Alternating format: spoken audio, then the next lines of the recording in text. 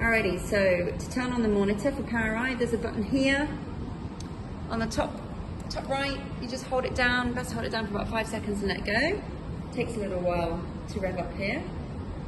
And you also want to make sure that your console, or at least one console in the room, is selected to power training, otherwise you won't be able to move too far forwards. So make sure your console's on power training, then you get the screen. The most important part here is this green dot, that's your Wi-Fi, okay? If that's red, I've got another video for that, so I'm going to park that for now, but just, you want that green, okay, because that's the Wi-Fi and then it's connected.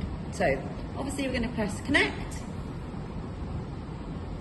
And this is the screen you want for people when they're walking in, that will have the connect sign when people are walking in, so that's fine. And then when you're ready to go, it's power training.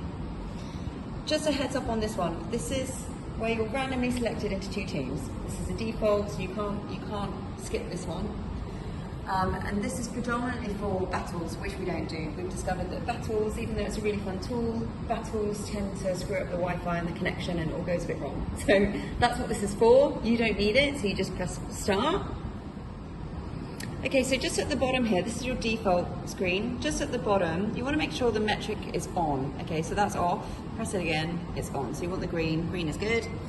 If you leave it off, you'll have miles instead of kilometers, so just make sure that's on.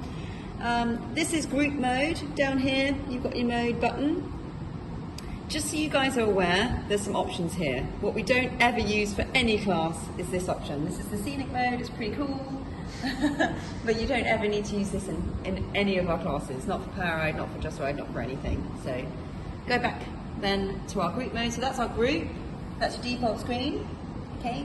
And the other one here, if you press mode again, is your personal screen. So that's all bikes in the room, and you've got a couple of options where you can rank by either where you are in your zone, you can rank by watts per kilo here, you can also rank by average power.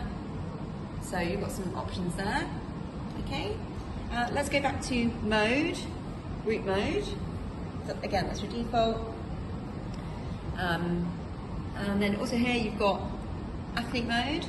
So this is really nice just to show your profile, maybe halfway through the class or towards the end of the class to keep people going. That will show your profile and it comes in from this direction. So that's that. And if you want to get rid of that, you just press the athlete mode again. Okay, then you've got your leaderboard, so you click it. You've got your top 10 in the room. I like to go straight away with top 20. So you click it again. Okay, rank by average power.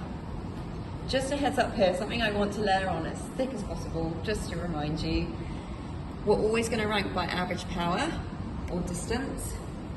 They're the only 2 that are cumulative at this stage.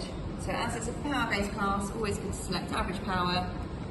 Distance is good as well, and to get rid of that, it's leaders again.